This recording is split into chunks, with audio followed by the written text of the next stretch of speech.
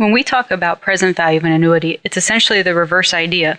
So in section 5.3, we saw annuities and sinking funds. We're saying, okay, I'm building up money over a period of time. I'm investing every month, and I want to know what it is in the future. With present value, we say, I want to put a lump sum aside right now. I had an inheritance. I have $150,000.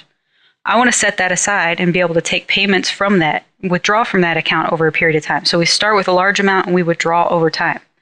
This can be applied to many aspects of daily life, including dealing with loans such as mortgages and car loans. So we'll see how this works. Just like before, we'll have sometimes the formula solved for P, and sometimes the formula will be solved for R. So we'll start off with a very straightforward example as far as the numbers go, just to get used to the formula and recognizing when we're supposed to use it and when we're not. So an executive wants to invest a lump sum that will provide $7,500 per year for 15 years. If the investment earns 8% compounded annually, again, very realistic for a stocks investment, how much should he invest? Okay, so when I look at this problem, if I didn't know much about interest, I might simply say, well, what's 7,500 times 15, right? And 7,500 times 15 is quite a large value. That would tell me that I need to invest $112,500 to be able to do this. Well, the thing is, interest is going to be working in my favor. I'm only taking out $7,500 a year, so there's a chunk of money constantly earning interest over this 15-year period. So I shouldn't have to invest $112,000 plus. I should be able to invest less.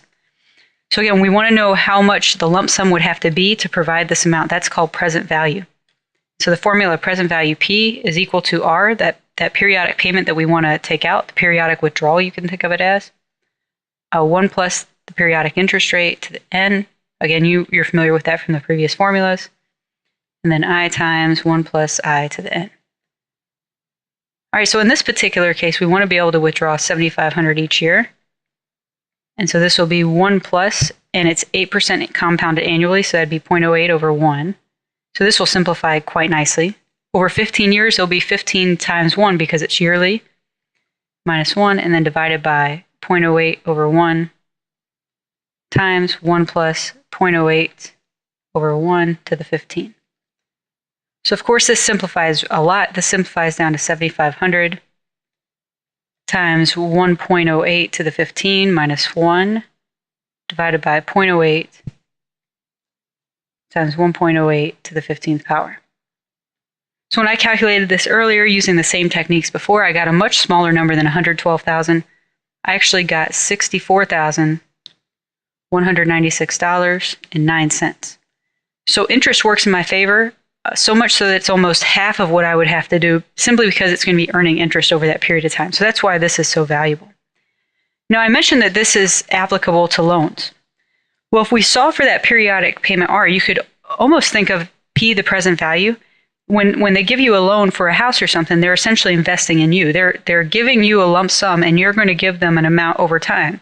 Very similar to this. You're the investment. You're the account. So we can figure out payments and things like that by using R, saying, okay, if the present value of the loan is whatever it might be, what would those payments be? And it comes from this formula. So let's take a look at that and some real life numbers to go with it. So again, we can look at this through the payment idea, as I mentioned, so I'll go ahead and jump to the example. So let's say that a family borrowed $185,000 to buy a house. We can assume whatever we want as far as the down payment went, but the loan is for $185,000. 4.5% interest, 30-year mortgage. All right, pretty typical numbers for this time as far as interest rates go. We want to determine the monthly payments, and then we'll take a look at some other ideas. How much of that first payment is interest? It's going to be a lot of it. And over the 30 years, what happens over time?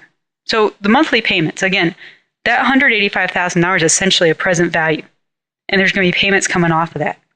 If I solve the previous formula for R, I get a formula I can use for the monthly payments of any loan that works in this way.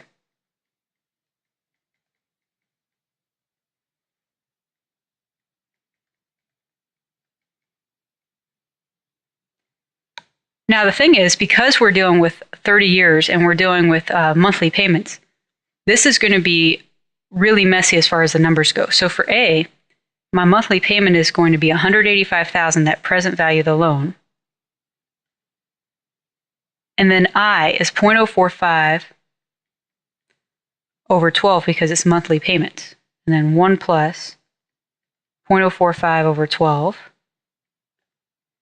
And then how many payments are going to be made? What's n? Well, this is 30 times 12, so 360. And then divided by, and we already have the numbers, so I just got to write them down. This is what I was talking about having to be very careful. So this is 30 times 12, 360. Being very careful about rounding as you enter this into the calculator. So go step by step in the calculator. Try to round as little as possible. When I calculated this, I got the following. So I got 937.37. So if you've never owned a house before, this would not be the only payment that needs to be made. You also have to make payments for taxes as far as property taxes go. And you might also have to pay private mortgage insurance if you put less than 20% down. This would be only the payment on the loan. So $937 approximately over the next 30 years. There's many online calculators for you to use to double check your work when you do these types of problems. But no matter what, you need to be able to use the formulas for these. All right, so for part B, how much of that first payment is interest? What's interesting is the way this is set up. That first payment, you have to pay a chunk of the interest over the whole loan. How much interest has been earned in that very first month? Well, it'd be 0.045 over 12. And the amount still on the loan is $185,000 because you haven't made a payment yet. And so when you calculate this, it's actually $693.75. So a very large chunk of that first payment is interest. Now, after you make the payment, what's left between these, this would pay on the loan. So what, approximately $300, $200 something dollars. And so the next month's payment will be 185 minus that 200 something times 0.045 over 12 if you want to determine the interest for that payment. Okay, now C says, what's the total amount paid over 30 years? Well, you're paying the same payment over 30 years. So it'd be 937.37 times 360 because you make 360 payments. You get the very large number, which shows you why banks are in the business they're in. Just like you making investments makes money, them making investments as in loans makes money. You'll end up paying $337,000 plus for the house, which was $185,000 in the beginning, right? So the idea is that over time, though, this seems less and less of a big deal due to inflation, but still it's significant, right? One thing that's fun to play with as far as calculators online is seeing how much prepayment of a mortgage, like just paying a little bit extra every month instead of paying that $937, paying maybe $1,200 a month, how much that changes this number here and saves you astounding amounts of money over time. Now that we see C, we can answer part D. So how much interest is paid over the 30 years? Well, it'd be the difference between these two numbers, 337, 453.20 minus 185,000. So you end up with 152 plus in interest. So all those online calculators and everything else that you see that has this information is using these formulas in some way. There's shortcuts that you might see in accounting courses, but they're approximations. You need to know how to use these formulas. And also it helps you check your own numbers and make sure you understand the loan that you're getting involved in.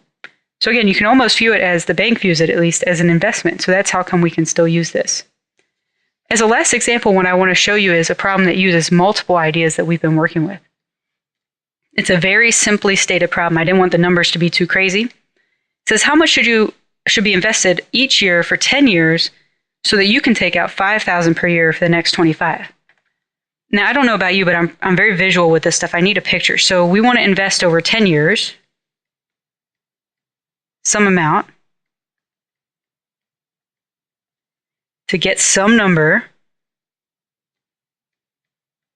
so that we can take out $5,000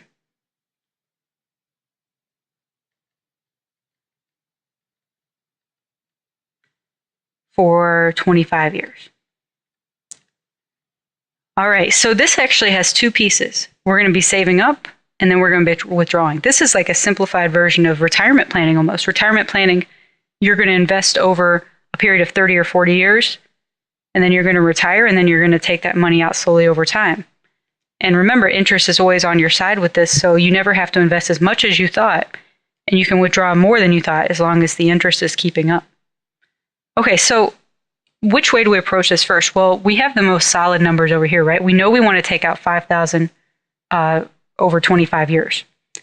So really we want to know how much value should we have here to be able to do that. So this X here is going to be your present value. What does the value have to be at this time when we start withdrawing? Now that won't answer the question, but it will get us there. So part 1 will be figuring out that present value. So that's P equals R, and I'll just write out the whole formula, 1 plus I to the n minus 1 divided by I times 1 plus I to the n. All right, in this case, that'd be 5,000 times 1 plus 0.056 over 1. So this will simplify like I've done before to the 25th minus 1 divided by 0.056 over 1 times 1 plus 0.056 over 1 to the 25th.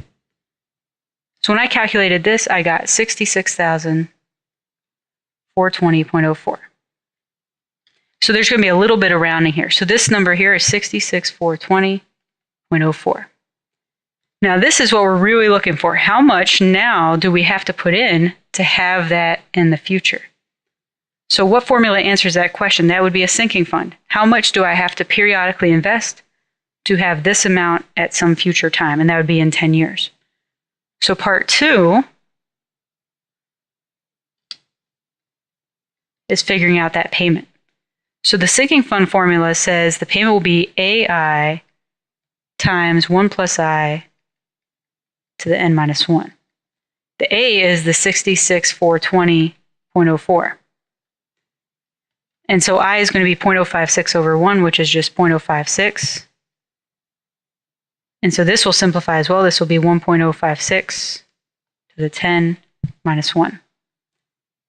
So you run this through your calculator, of course, double checking you get the same thing as me for practice, and you get payments of $5,134.59. So we're wondering how much you have to invest every year for 10 to be able to provide for the next 25. I find it very interesting. So this is telling me as long as I invest a little more than $5,000 for 10 years, I'll be able to withdraw $5,000 for 25. Why does that work? It almost seems like magic. It's that interest. That interest is working on both sides of these equations.